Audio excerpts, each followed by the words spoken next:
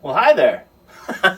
Jerry from RC Militia, and of course you can see we have an unboxing of the Axial Yeti XL 1/8 scale. They claim. I think it's a little bigger than 1/8 scale, but we'll see. I'm gonna go ahead and open up the box. May fast forward this, may cut it out. I don't know. We'll see how easy it comes out. Holy shit.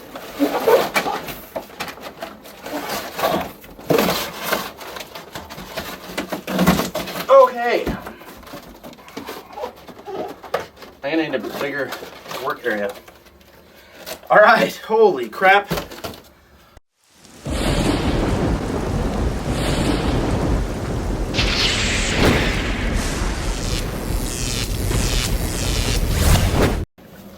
Alright guys, so you could tell by my first impressions of taking this thing out of the box, it's massive and I am happy. Don't make any damn jokes about that. Alright, so what I'm going to do is, well, first off, just by looking at it, looks extremely badass. I'm going to get my hands on it in a minute here and tell you some of my thoughts about it. This is not going to be a very detailed video. It's going to be a rather quick video because I want to go over mostly everything when it actually gets out there and runs, because I cannot judge something by it sitting right here on the table. So the more of my, I'm going to do a review and a running video pretty much all in one on this for you guys. So that way you won't have to wait for the 2 other videos to come out. You just wait for one more video to come out and get all your information, see if you want to buy it. And by all means, watch other channels as well. But anyway, so first impressions, very cool, massive. That's just by me looking at it. They say it's a 1/8 scale. I'm going to say it's a 1/6 scale. And a half. But anyway, so let's give you the specs off the box real quick, and then I will lift the hood up on this guy. I already took the hood pins out, and we will see what it looks like underneath, and I'll give you guys a close-up with the camera, depending on light. Hopefully you guys will be able to see most of it. If not, I'm sorry, I need better lighting, but different stuff to put money into right now. Okay, so one really cool thing it comes with, all metal gear transmission, and it's also a full ball bearing transmission, which is good. I mean, we'd expect that of something of this size, so good on Axial for that. Castle Creations 2200 kV brushless waterproof motor. As we all know, what motors are waterproof, except for censored, yes. But anyway, but you can waterproof censored. So the 2200 kV motor and the ESC are the exact same things that are in the new waterproof brushless e-revos and stuff like that. It's the exact same setup, normal 8 scale setup, even though Traxxas doesn't call the e-revo and like the Summit stuff like that 8 scale, even though we know it's much bigger than 10 scale. But anyway, so I went off on a tangent there, I'm sorry. Okay, so protective transmission cover. Not something you really need to list on the box, Axial. Okay, dual slipper clutch, that's cool. All metal CVJ universal axles, that's great. No freaking dog bones and hubs to deal with up front. And since because of that, it just has the hex setup, not like it doesn't have the hubs on it. And therefore, which is a good idea, very good idea, because I love these things. They put serrated wheel nuts on there. Of course, I'm gonna always tighten all your wheel nuts before you go out, especially me, because I have a bad problem with that. So that's cool. I like that setup. I like that they did not use the hub design. They must have learned from the little guy. It's got a Metal Gear 151 ounce tactic servo in it. 151 ounces doesn't seem to be like it's going to be enough for this. I think it's going to need a high-tech 7955 in there or something, maybe. And I do have some laying around, so that's probably what I'll stick in there. And waterproof receiver box, Vanguard, well, they call it Vanguard, it's Castle Creations. It's Castle Creations Vanguard XL AE4 ESC 4S to 6S LiPo. 6S, 4S, no. Okay, so it's got BF Goodrich Crawler TA tires, 3.8 tires. It's a weird size for tires. Tires look meh. We'll see how they handle. Raceline monster wheels, yeah. Same radio and stuff that comes with every Axial vehicle. 4-link rear suspension, just like on the small Yeti. in front, okay, of course. So it's just like the small Yeti, independent front suspension, solid rear axle, and a solid axle in the rear. It comes with this drive shaft. They claim, or they call it the WB XL CVJ rear drive shaft. I have looked underneath of this car. The drive shaft, man, I don't know how it's gonna do. It may be good. It may not be good. It's plastic, but it looks quite beefy. So we'll see how that goes. And the rear axle housing looks absolutely huge on it. I was very impressed because that's what I've been building on my little Yeti over there. I just put all Vanquish stuff on it, and that'll be another video. But anyway, so those are the specs, and of course it's got big bore shocks. It's big. It better have big bore shocks. Okay, so we'll open the hood and see what we think. Traxxas Summit. Axial Yeti. And a baby. That's what it looks like to me. But that is just my opinion. Okay, so I'm going to look under here. You're joking, right? Seriously?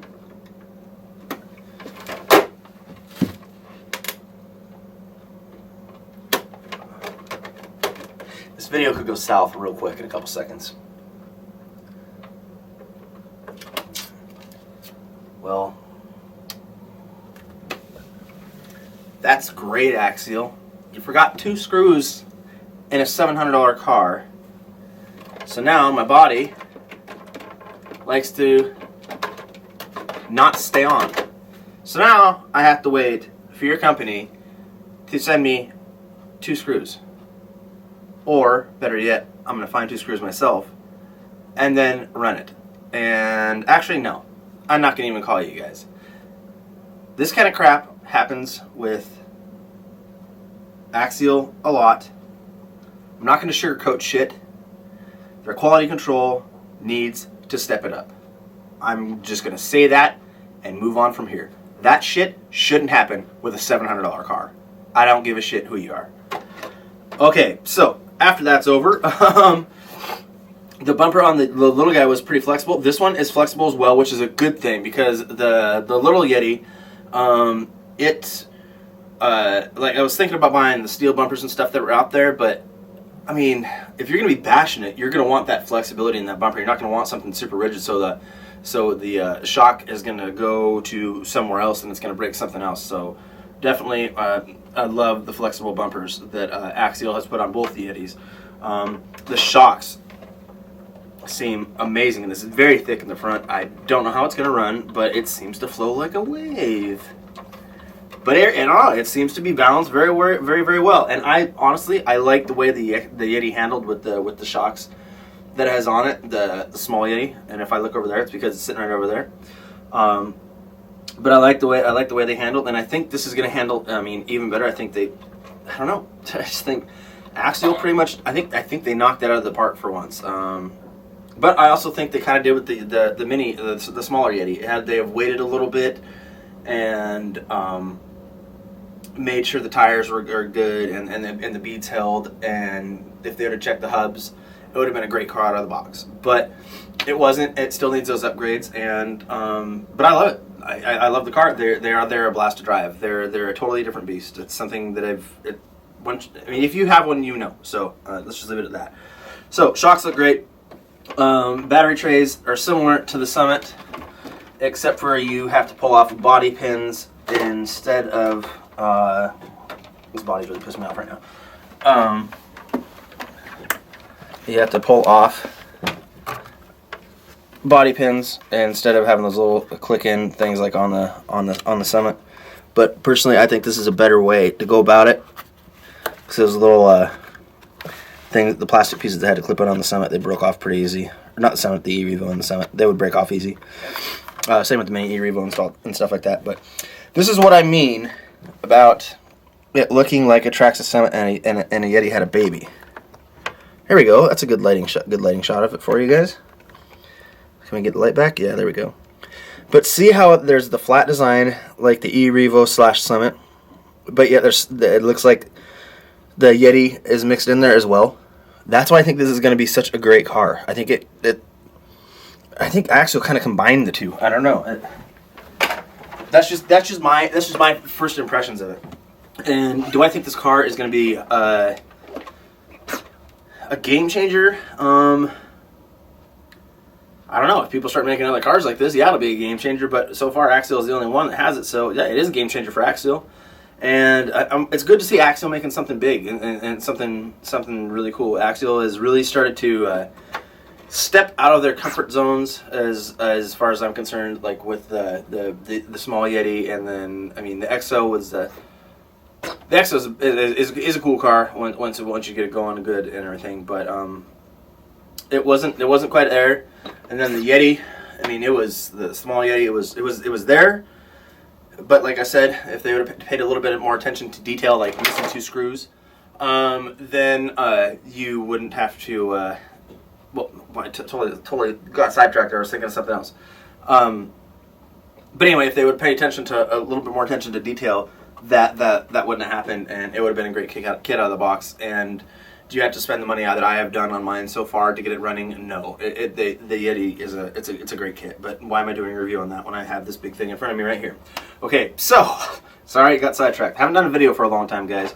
But anyway, the tires, they seem decent. They're not sticky or grabby in any way, shape, or form.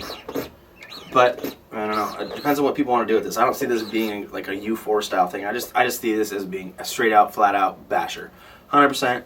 I don't see it being a big, huge crawl or anything like that. I mean, yeah, I'm sure it will crawl over rocks. Some will crawl over rocks. Lots of cars will crawl over rocks if you want them to. But I just think this is like a pure basher. To me, when I look at it, it's a pure basher, and it's a pure basher with a solid rear axle, which is weird. And with the Yeti, the smaller Yeti, I see it to be a mixture of the two, a rock crawler, rock racer, and or a straight up basher if you want it to be a straight up basher too. But as far as this goes, the plastics look great. The linkages have flex in them, yeah, but flex is a good thing. Like I was saying with the bumper, if you don't have flex and stuff, things are gonna freaking break. You don't want everything so damn rigid when it hits something, it just snaps everything. The A-arms look amazing. I don't think these are gonna be breaking anytime soon. Like I said, shock's amazing. I went over the ESC. I went over the motor.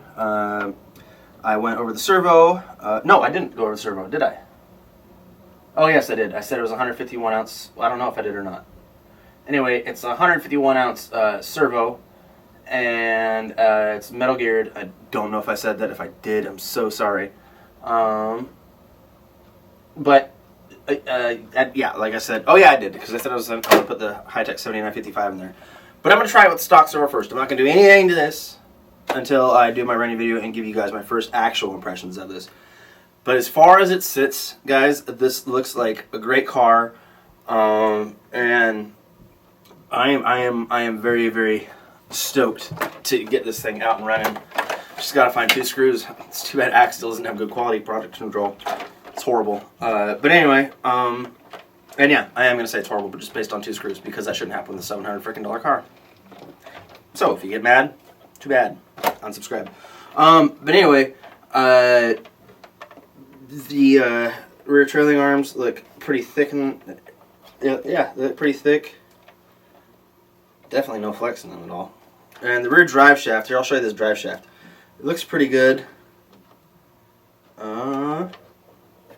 Yeah, the rear drive shaft looks good. It's the same thing as the smaller Yeti, just beefed up. I don't know if you guys can see it.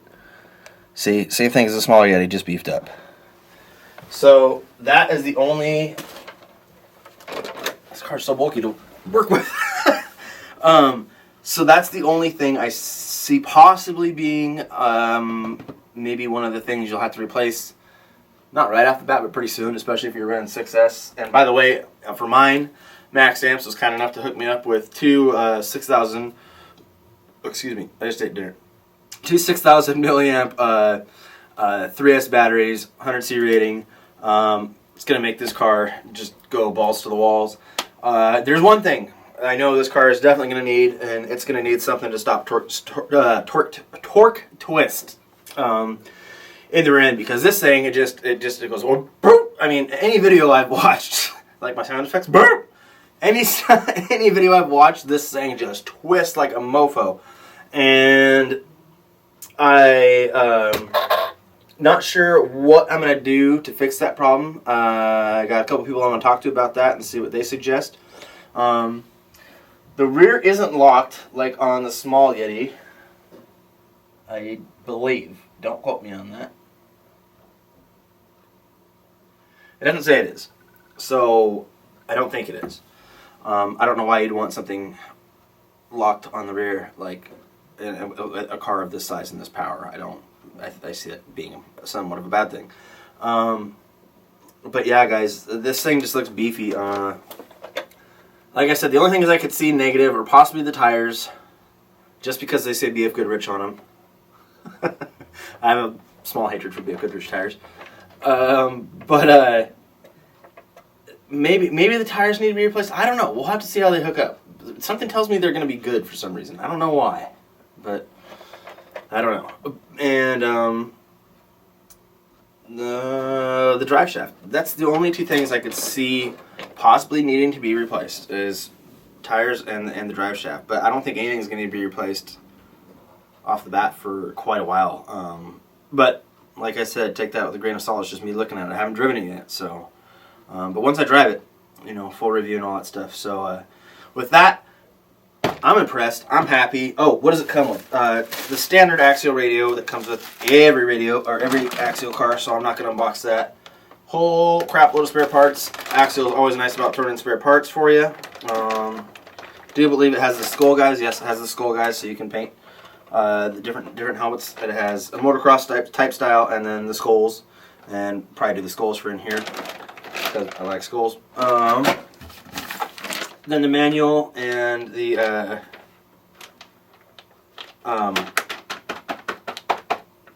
nut wrench. And I think I heard somebody tell me not to use that thing because it strips it or something. I don't know. Ignore that I just even said that. So anyway, guys, that wraps it up.